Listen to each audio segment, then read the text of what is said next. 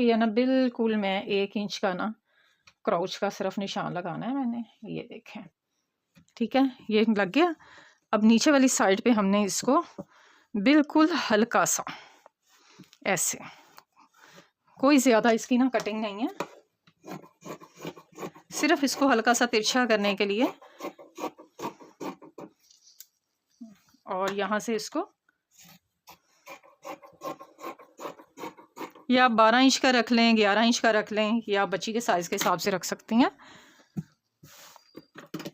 और यहाँ से हम इसकी हल्की सी, बिल्कुल इसका जो तिरछापन है ना वो निकाल दें, बिल्कुल सीधा हो जाए।